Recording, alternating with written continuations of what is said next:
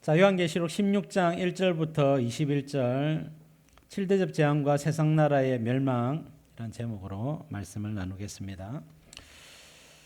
자, 대접재앙은 계시록 15장 16장에 등장을 합니다. 시기적으로는 7년 대환란의 후반기 3년 반에 이루어지고 일곱 번째 나팔이 일곱 가지 대접이다라고 말씀을 드렸었죠. 일곱 가지 대접재앙은요, 누가 누구에게, 예수님이 세상 모든 전지구적으로 모든 불신 세상에게 내리는 심판이다. 그때 성도들은 뭘 하느냐? 후반기 3년 반 적그리스도 시대죠. 사단은 적그리스도를 통하여서 성도들을 배교시키거나 죽이거나 아니면 그렇게 하는 시대이기 때문에 성도들은 믿음을 지켜 순교하거나 아니면 산으로 도망가야 되는 그런 시대가 되겠습니다. 자, 일곱 대접은 일곱 번째 나팔입니다. 자, 요 관계 설명을 드렸습니다. 자, 일곱 가지 대접재앙 내용이 무엇인지 살펴보도록 하겠습니다. 1절 말씀. 또 내가 들으니 성전에서 큰 음성이 나서 일곱 천사에게 말하되 너희는 가서 하나님의 진노의 일곱 대접을 땅에 쏟으라 하더라. 자, 성전에서 큰 음성이 나서 예수님의 음성이죠. 인을 떼는 것은 예수님이 주관하십니다. 그래서 모든 것을 예수님이 다 다스리시는 거예요. 물론 성전에서 큰 음성이 났기 때문에 하나님이다, 성부 하나님이다 해도 틀린 표현은 아니라 생각이 들어요. 어쨌든 전반적인 문맥 속에서는 예수님이 인을 떼시고 역사를 주관하시기 때문에 예수님의 음성이 아니겠느냐, 자, 그렇게 여겨집니다. 하나님의 진노의 일곱 대접을 땅에 쏟으라. 자, 그랬습니다. 15장 8절에 하나님의 영광과 능력으로 말미암아 성전의 연기가 가득 차매, 자, 일곱 천사의 일곱 재앙이 마치기까지는 성전에 능히 들어갈 자가 없더라 그랬죠. 심판의 주체가 하나님이십니다. 그래서 하나님께서 이제 일곱 가지 대접재앙으로 심판을 행하고자 하시는 것입니다.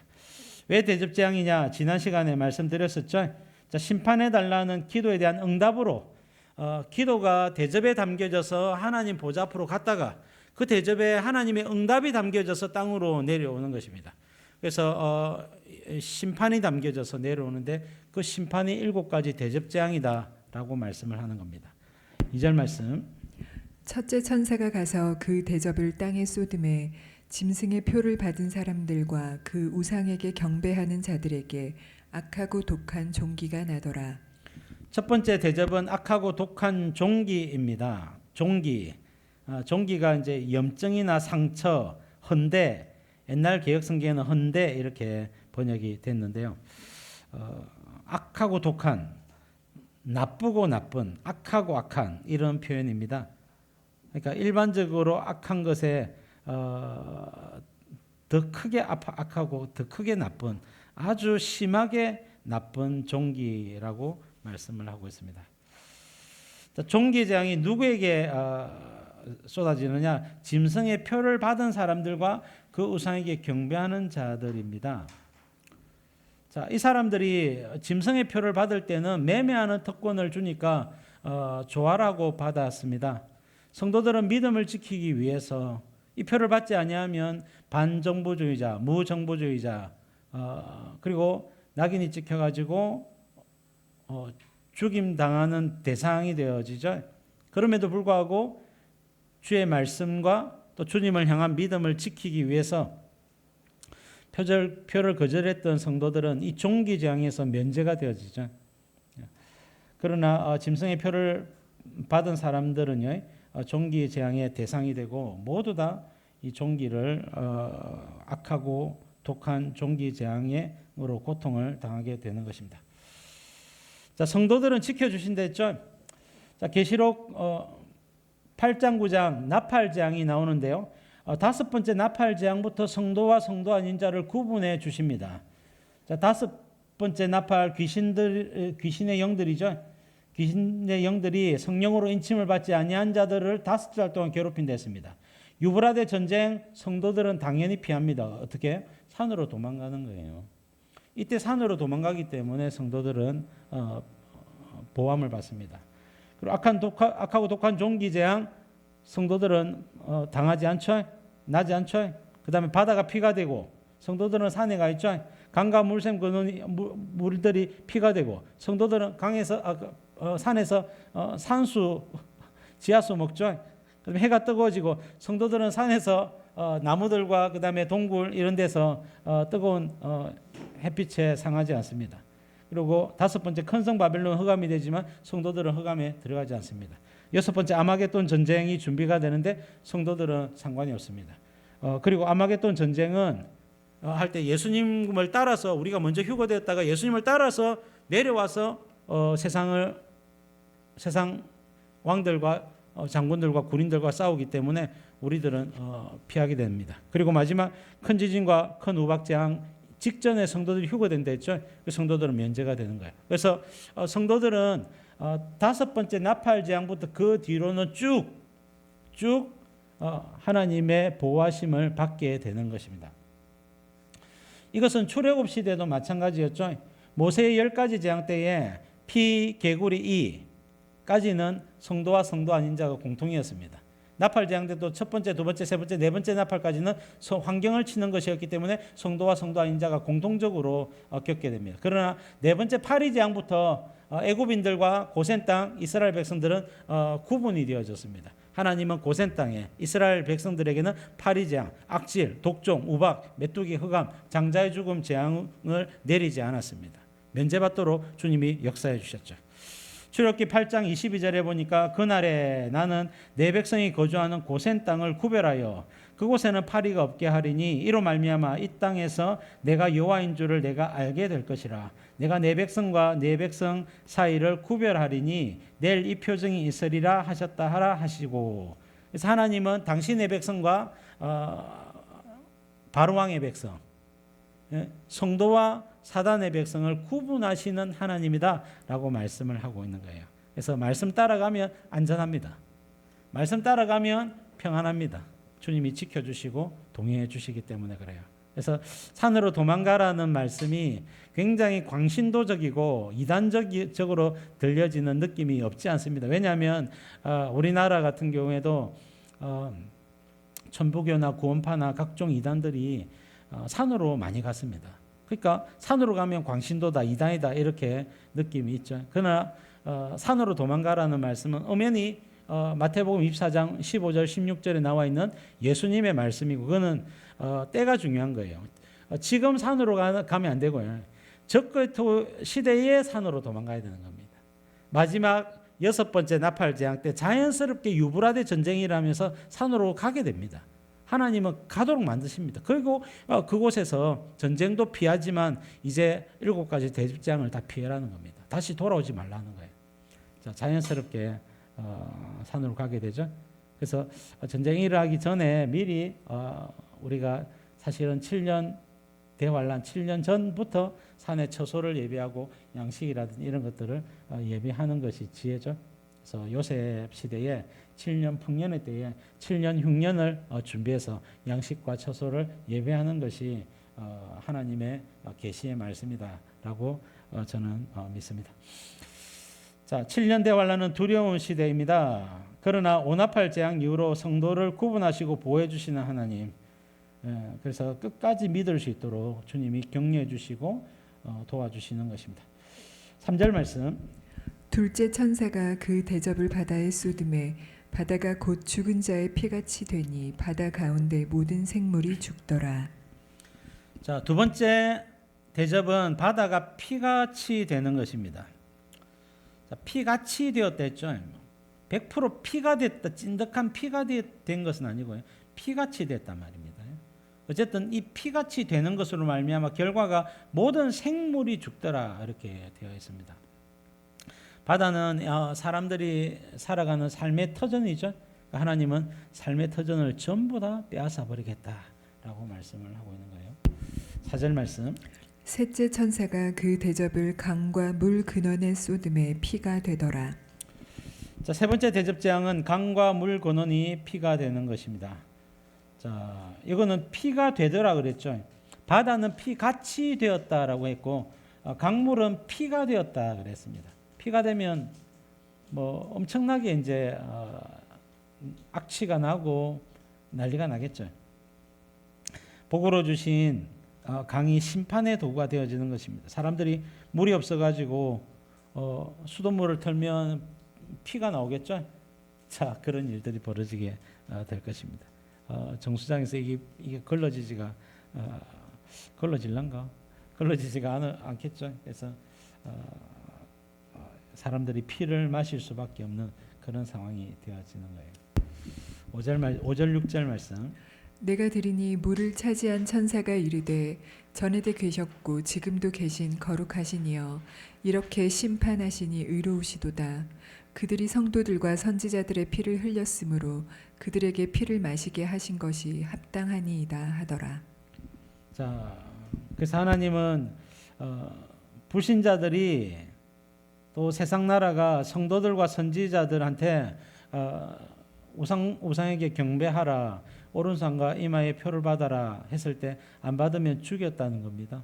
그래서 피를 흘렸기 때문에 하나님이 행한 대로 갚으시는 것이죠. 그래서 피를 강물이 물샘이 피가 되게 해가지고 그 피를 마시게 하시는 것이 합당하다라고 말씀하는 겁니다. 출애굽 때도 남자가 태어나거든 그를 죽이고 아들 낳으면 죽이라 그랬죠. 그 애굽의 나일강에 수많은 유대인들의 아이들이 히브리인들의 아이들이 죽임을 당했죠. 그래서 하나님이 그 강을 피가 되게 만들어 버린 거예요. 그래서 하나님은 심은 대로 행한 대로 갚으시는 분이다. 7절 말씀. 또 내가 들으니 제단이 말하기를 그러다가 주 하나님 곧 전능하신 이시여 심판하시는 것이 참되시고 의로우시도다 하더라. 자, 제단이 말하기를, 이 제단 아래에서 계시록 6장 10절에 보니까 거룩하고 참되신 대주제여 땅에 가는 자들을 심판하여 우리 피를 갚아주지 아니하시기를 어느 때까지 하시려 하나이까 라고 순교자들이 기도했었죠. 그래서 제단이 말하기를, 이거 순교자들의 음성입니다.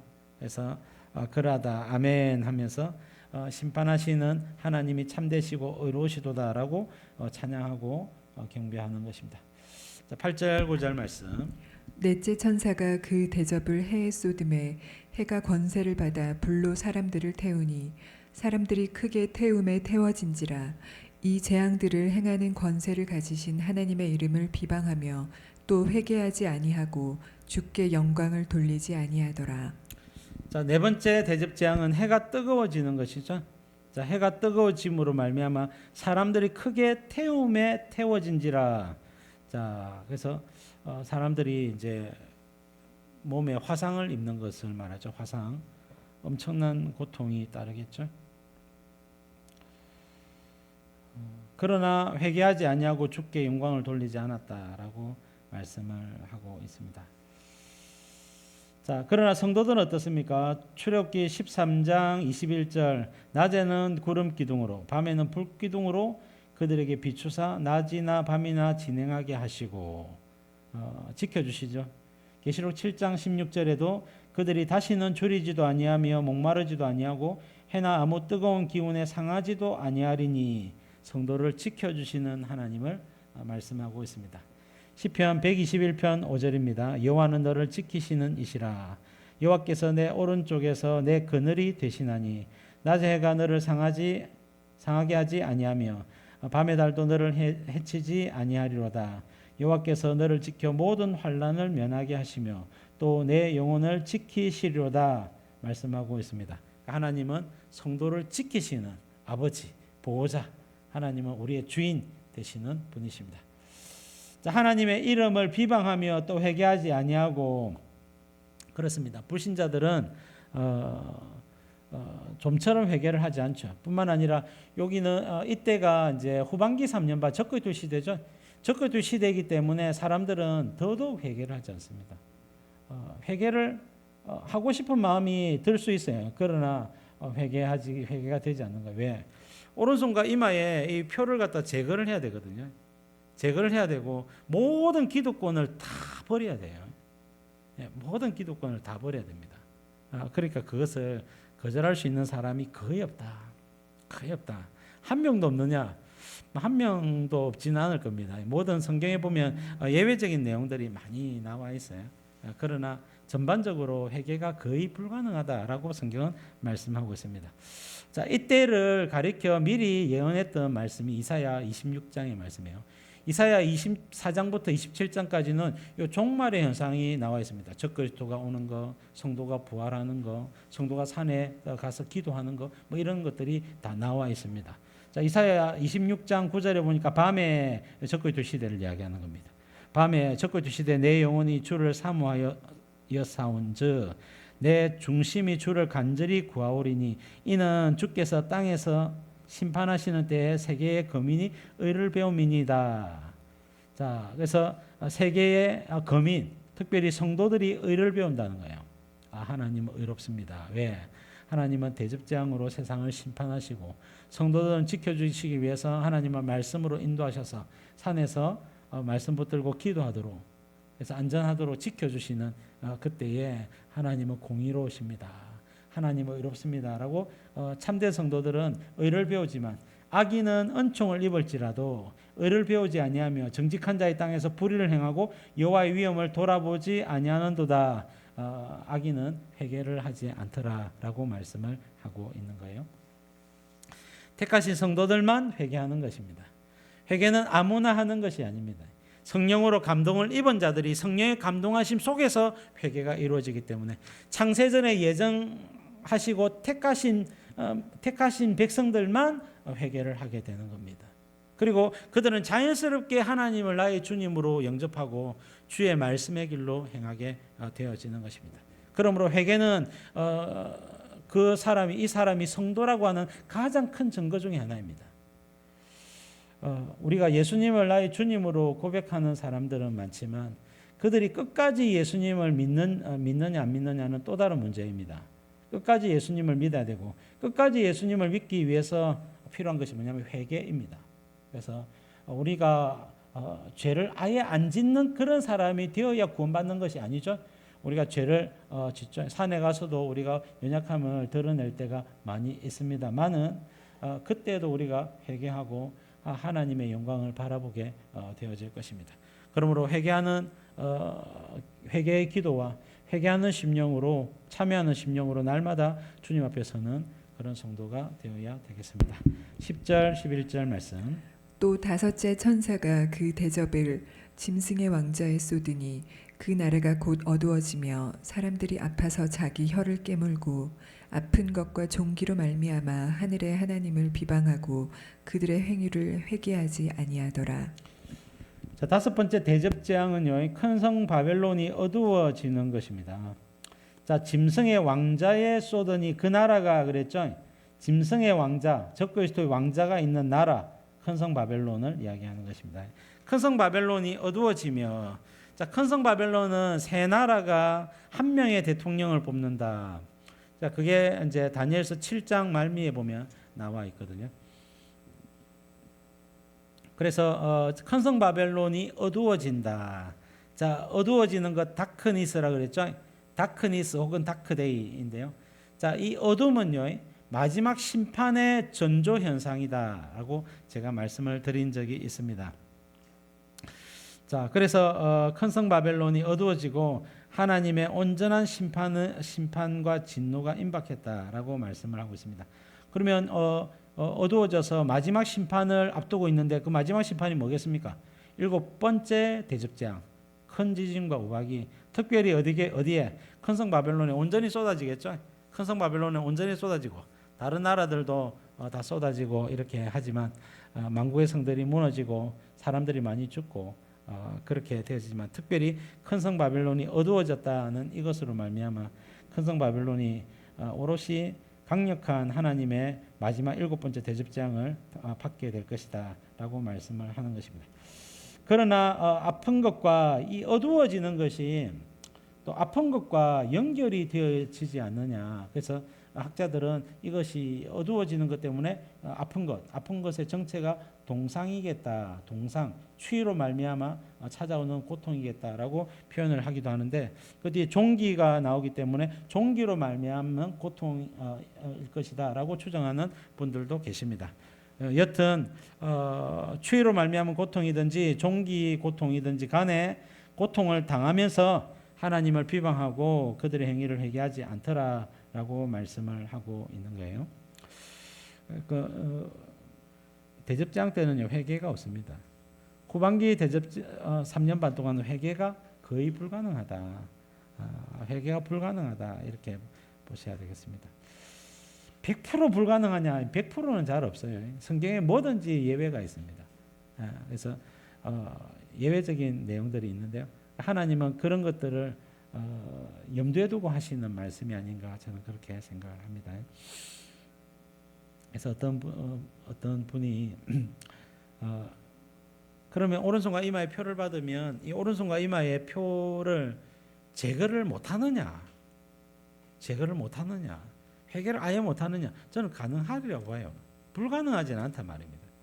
우리가 오른손과 이마에 표를 받으면 그것이 이제 어떤 식으로 받을까? 이게 몸에 색일 수도 있겠죠. 색일 수도 있는데 우리가 RFID 칩이나 이거는 신용카드 정보나 뭐 계좌 정보나 이런 것들을 다 하고 위치 정보 이게 전자 칩 같은 것들을 이렇게 붙이거나 아니면 뭐 이렇게 해야 되는데 이걸 제거하는 것이 불가능하지는 않다 봐요. 이게 붙이는 것도 능력이라면 제거하는 것도 능력이거든요. 얼마든지 가능은 할지라도 사람들은 그걸 제거하지 않는다. 왜? 그거 없으면 매매를 못하고 그거 없으면 사람 적극적에서 죽임을 당하기 때문에 받은 사람들은 이걸 제거할 이유가 없는 것이죠. 근데 한 2년 정도 보내다가 내가 정말로 이러다가 지옥 가겠다 싶어가지고 이걸 거절하고 적극적에 나 다시 더 이상 적극적에 경배하지 않겠습니다. 나는 예수님 믿겠습니다 하고는 이 믿음을 표현하고 순교한다든지 아니면 믿음을 표현하고 산으로 도망간다든지 성도들이 있는 곳에 합류한다든지 그러면 구원을 받을 수 있지 않나 저는 그런 생각을 해요. 그게 불가능하지는 않단 말이에요. 근데 대부분의 사람들이 그렇게 하는 사람이 거의 없다. 왜? 그럴 필요가 없는 것이죠. 그 정도로 믿음 있는 사람들은 벌써 여러분 산으로 가 있는 것입니다. 자, 아픈 것과 종기. 그래서 자, 이 종기 재앙은 1대접부터 지금까지 종기 재앙이 있을 수도 있겠죠. 혹은 종기가 사그라들었다가 재발한 것일 수도 있겠죠. 자, 어쨌든 추위로 인한 고통 혹은 종기 재앙으로 말미암아 사람들이 얼마나 아프든지 자기 혀를 깨물을 정도로 아프더라라고 말씀을 하고 있는 것입니다. 자, 그들의 행위를 회개하지 않더라. 그래서 회개는 아무나 하는 것이 아니다. 게다가 이 회개는 입술의 고백만이 아닙니다. 적그리스도 표를 받고 우상 숭배를 하기 때문에 이거를 완전히 거절해야 되고 순교의 자리로 나아가든지 아니면 모든 걸 거절하고 다 떼버리고 제거하고 산으로 도망가야 되거든요. 이렇게 할 수 있는 사람이 거의 없다는 거죠. 사람들은 회개하지 않습니다. 성도는 적그리스도 표를 받지 않았습니다. 우상 숭배에 동참하지 않았습니다. 그리고 6번째 나팔 재앙 때 유브라데 전쟁 때 자연스럽게 산으로 가서 그때부터 안전하게 보호를 받습니다. 그러므로 여러분 기회가 있을 때 예수님을 믿고 기회가 있을 때 말씀을 배우고 기회가 있을 때 믿음을 지켜나가야 되는 거예요. 고린도후서 6장 1절에 보니까 하나님의 은혜를 헛되이 받지 말라 했습니다. 헛되이 받는다는 표현이 뭐겠습니까? 지금은 내가 아멘 하고는 잘 받았는데 그 시대가 되면 배교하는 것입니다. 그것이 헛되이 받는 것이죠. 이르시되 내가 은혜 베풀 때에 너에게 듣고 구원의 날에 너를 도왔다 하셨으니 보라 지금은 은혜 받을 만한 때요 보라 지금은 구원의 날이로다. 그렇습니다. 지금은 누구든지 예수님의 이름을 부르며 구원을 받을 수 있습니다. 누구든지 성경을 읽을 수 있고 성경을 배울 수 있고 신앙 고백할 수 있고 기도할 수 있고 주님을 앙망할 수가 있습니다. 그러나 마지막 시대 적그리스도가 왔을 때 그때는 다릅니다. 그때 주님을 향한 신실함과 믿음을 지키고 적그리스도의 우상 숭배나 표를 거절할 수 있도록 우리가 말씀으로 견고하게 우리 자신을 관리해 나가야 되겠습니다. 기회가 있을 때 예수님을 믿으시고 끝까지 계속해서 믿음 안에 거하는 성도가 되어야 되겠습니다.